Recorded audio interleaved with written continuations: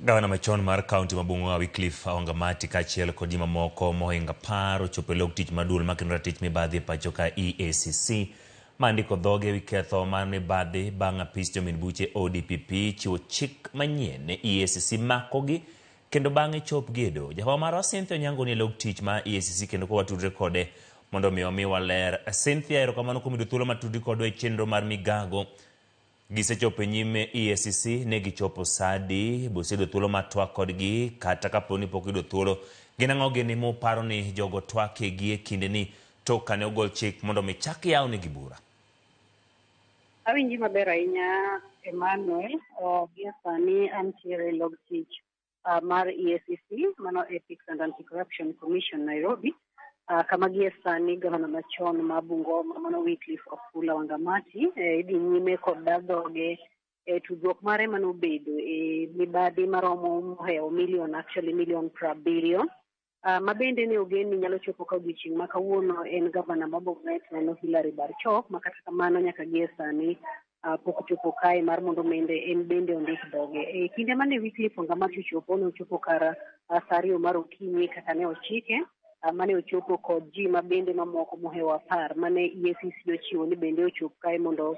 gin bende gindik dhogi ka itudogi achiel kachiel kod mibadhi ma kamano. Mohewo ji 11 gi oting'o moko kuom anyuola mar gavani achielni kaachiel kod directors mamoko mag kambe ma nobedo kod tudruok machiel kachiel moting'o kembe mag nyiewo, kembe mag gero ndara kaachiel kod kembe mag gero ute ka gi kacha, manyaka sani duol mar EACC pok omiyogi thuolo mar mondo mi giwuog oko gitwag kod jofwambo. Koro ma nyaka gie sani gima wang'eyo en ni pod gidhi nyime kaachiel kod twak kaachiel kod ndiko dhogi ma ging'eyo e wi mibadhi manotimore e kaunti ma Bungoma. Kata kamano maling'ling' ma wayudo en ni gavana ma Bomet mano Hilary Barchok ochopo e doho kaachiel kod okinde mage mondo mi gichiw kwayo makende ne doho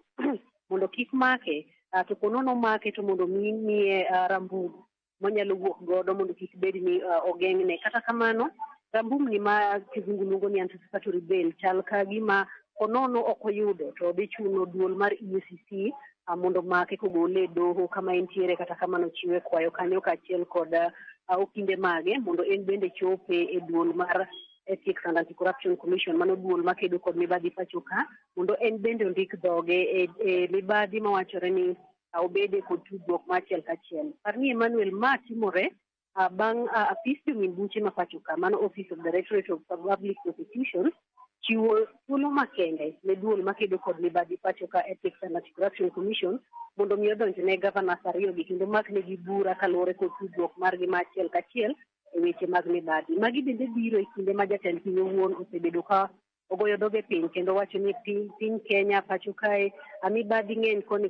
gi kocha, kendo nowacho ni kawuok kadhi nyime bang' wacho ni adiera nitiere mibadhi, gima jo Kenya biro neno en ni gibiro neno ka jogo duto mani kod tudruok e yore mag mibadhi biro donjnegi kendo jopiny biro yudo mwandugi kaka gino ma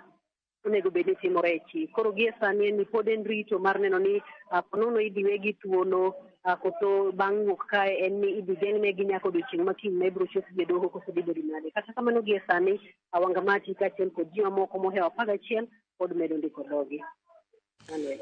Cynthia, erokamano kuom miyowa lipot ma chal kamano. Wan gino ni iboyo konwa lipot e kukune kod fwambo mare e